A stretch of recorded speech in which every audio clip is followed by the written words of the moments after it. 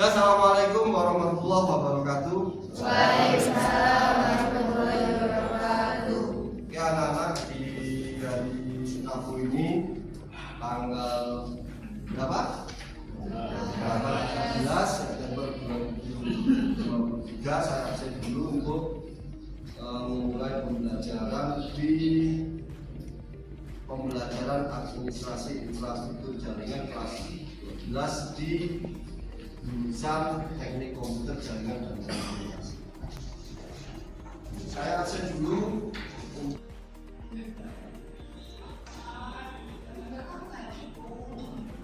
Ajeng lihat ini. Ini Juratul Nasira. Amanda Pantitasari.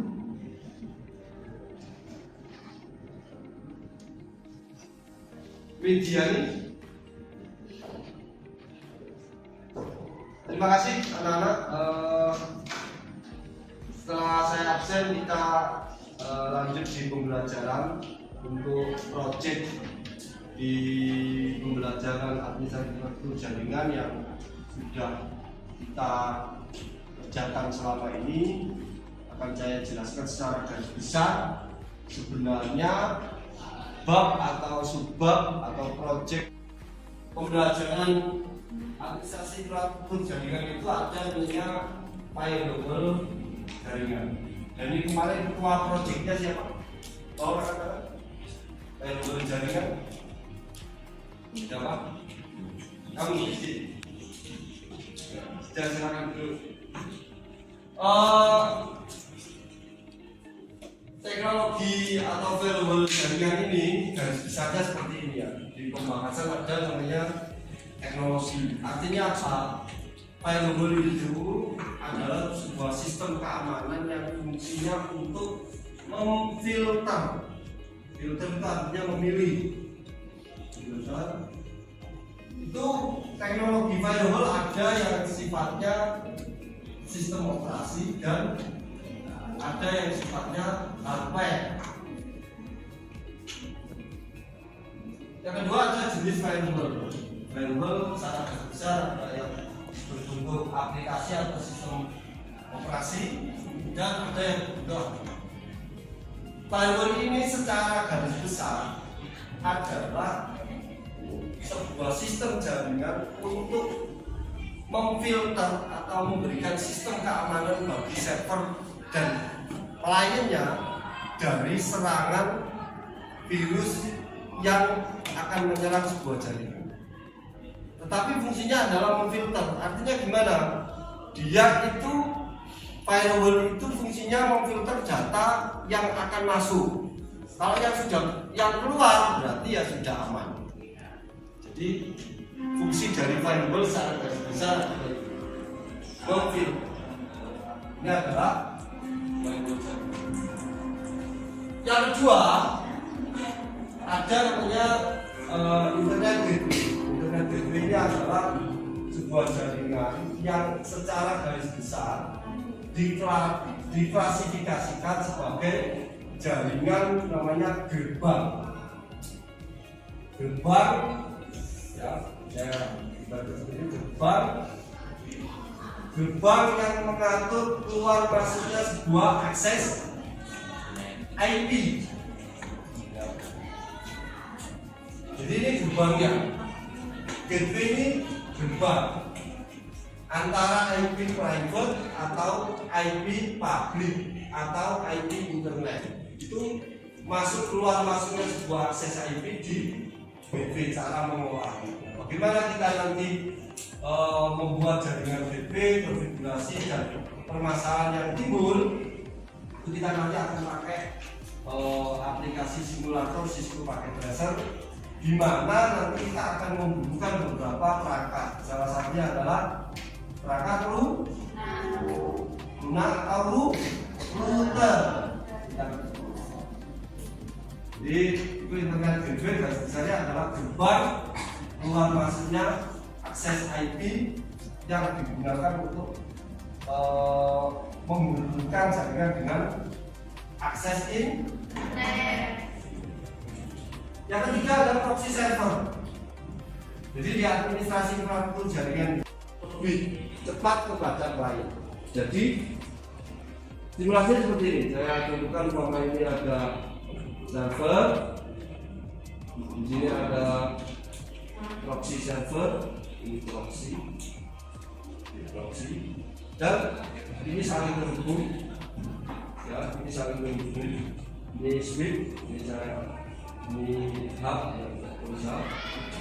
dia saling terhubung. Dan ini nanti ada lagi switch atau hub. Nah, di sini baru ada klien. Ini ada klien C1, saya kasih kode C1, C2, saya kasih kode C3, ini C4. Server ketika melakukan sebuah aktivitas download atau upload, semua akan tersimpan pada jaringan proxy server. Jadi yang pernah di-download, pernah di-upload oleh server itu akan tersimpan di proxy server. Sehingga ketika klien membutuhkan data yang pernah di-download dan yang pernah di-upload oleh server, itu akan dibantu proxy server untuk mendapatkan data itu secara cepat. Itu gambaran secara garis besar bagaimana membangun proxy server dan fungsinya. Terus yang selanjutnya ada manajemen bandwidth. Manajemen bandwidth adalah membagi bandwidth sebuah jaringan internet. Saya contohkan, umpama di sebuah gedung itu dia memiliki bandwidth 100 MB. Nah, gedung ini memiliki dua ruangan, ruang satu, ruang dua. Berarti yang 100 MB cepat bandwidth ini dibagi menjadi dua. Ini bisa 50 MB, ini bisa 50 MB. MB itu apa? Megabyte. Jadi manajemen bandwidth secara garis adalah membagi kuota bandwidth yang dimiliki sebuah jaringan itu.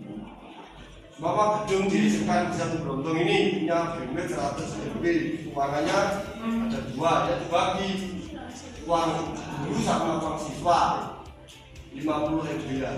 Biar apa? Biar aksesnya lebih cepat dan tidak mengalami collision atau tabrakan. Nah, peralatan yang dipakai biasanya adalah Midrotic RRB untuk membagi atau mematisi sebuah sistem jaringan untuk menstabilkan dari apa? Manajemen bandwidth. Jadi umpama di gedung satu itu di ruang 1 50 MB, ruang 2 50 MB ya. Sistem load jaringan atau load balancing ini untuk menjaga kestabilan.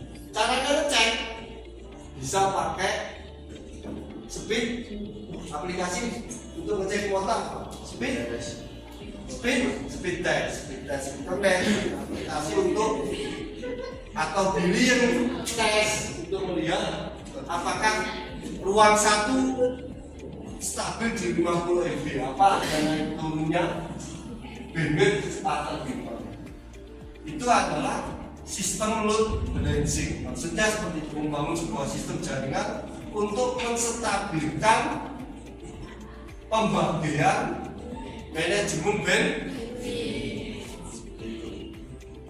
Sehingga dari sini anak-anak dari setiap ketua project kemarin, project variable, terus siapa?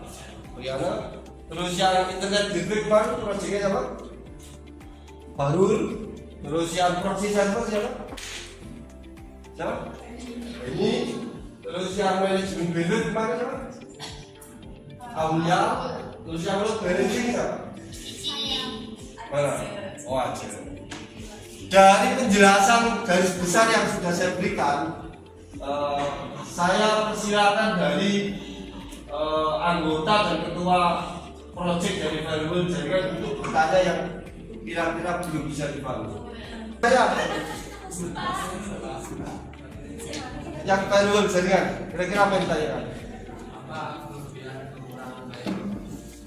Apa kelebihan dan kekurangan variable? Saya jawab yang pertama. Upload dulu untuk pertanyaannya dulu.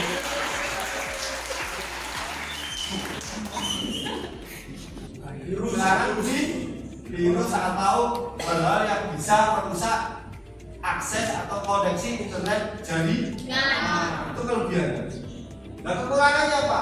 Kekurangannya ya salah satunya itu namanya maintenance. Ini maintenance bisa disebut kekurangan. Kenapa? Karena variable itu nggak bisa dibiarkan, nggak pernah dirawat. Kalau nggak pernah dirawat ya nanti lama-lama nggak pernah diupdate, nggak pernah dicek IP-nya, nggak pernah dicek sistem jaringannya, dan nanti akan mengalami kemudahan untuk kesalahan virus. Itu ke salah satunya. Intinya butuh peralatan atau maintenance. Mungkin itu jawabannya dari saya. Terima kasih. Pertanyaan dari ketua project variable jaringan. Lanjut di ketua project internet gateway. Silakan. 1, 2, 3. Gimana? Jelaskan fungsi dari internet gateway. Nah, tadi sudah saya kasih garis besar bahwa internet gateway ini adalah fungsinya sebagai gerbang keluar masuknya sebuah pengalamatan IP untuk terkoneksi dengan internet. Itu jawabannya dari saya. Terima kasih dari kelompok internet gateway yang diwakili oleh Mas Fahbul. Sekarang menjawab project ketiga, proxy server. Silakan perwakilan dari project proxy server. Silakan dari ketuanya sendiri. Hari ini silakan. Mungkin nanti jaringan.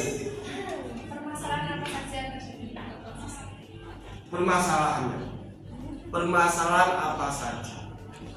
Pertama yang harus dilakukan untuk tahu permasalahan dari proxy server, kita harus membuat jaringan dengan aplikasi Cisco Packet Tracer dulu.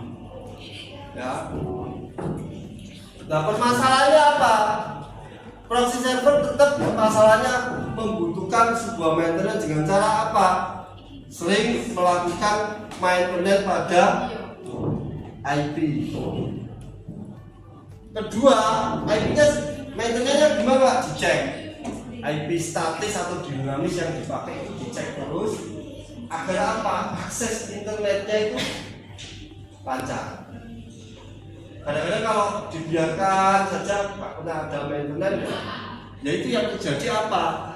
Akses data yang diperoleh atau pelayanan yang ingin diinginkan klien itu makin lambat. Pertama, mungkin seminggu cepat. Setelah itu karena nggak ada maintenance jadi lambat. Itu salah satu permasalahan. Artinya sebuah proxy server itu butuh maintenance pada alamat IP-nya. Yang kedua, pada perangkat hardware-nya seperti pada routernya.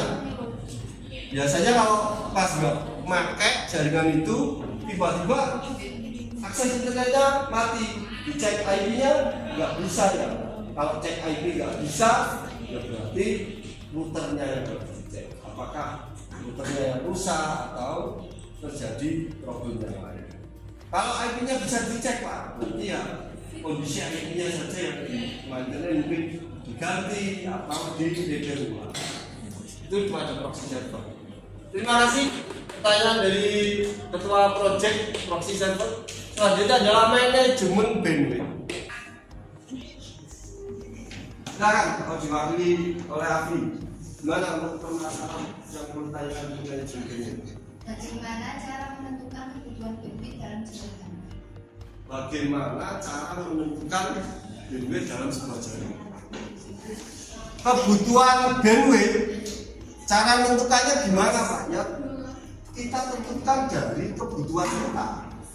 Kebutuhan bandwidth internet yang kita butuhkan itu buat apa dulu? Buat apakah hanya untuk sosmed atau yang lain atau untuk editing? Nah, itu akan beda kapasitas bandwidth. Kedua adalah menentukan ruangan yang akan diberi akses.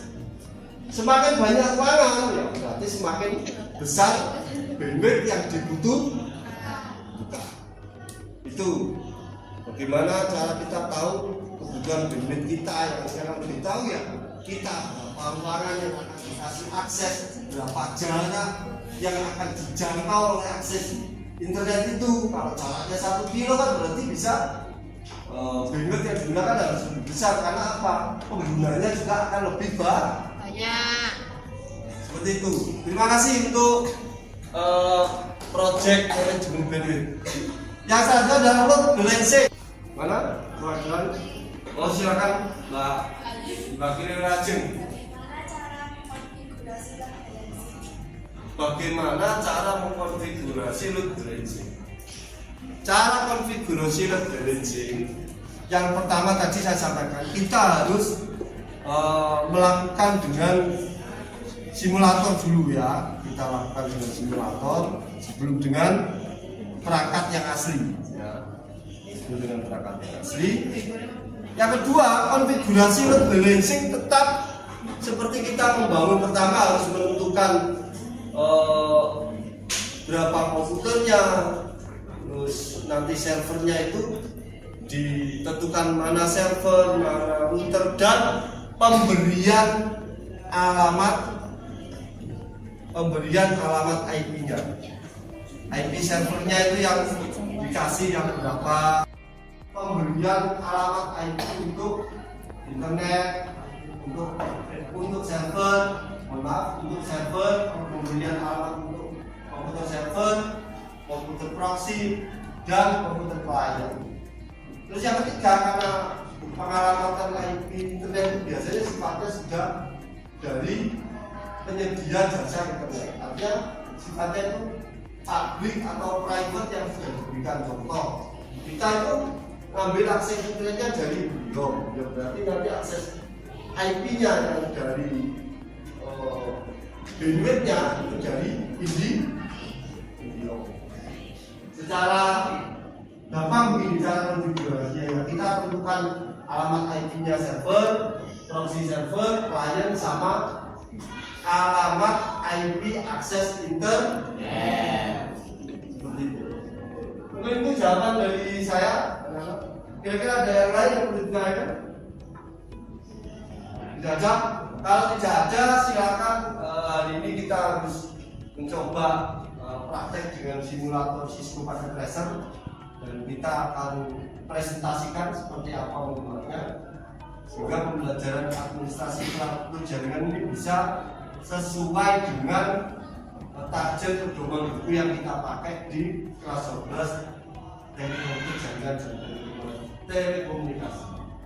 Mungkin itu anak-anak ya, kalau ada yang ditanyakan kembali, saya kira cukup. Terima kasih untuk pembelajaran hari ini. Setelah ini kita akan mempraktekkan bagaimana membuat jaringan firewall, internet gateway, proxy server, terus memanajemen bandwidth, dan membuat load balancing atau membuat sistem bandwidth yang kita peroleh itu lebih stabil. Mungkin itu, mohon maaf, terima kasih. Sebelum pembelajaran ini kita tutup, marilah kita berdoa sejenak. Persiapan berdoa dalam hati, berdoa mulai. Untuk saya akhiri. Assalamualaikum warahmatullahi wabarakatuh.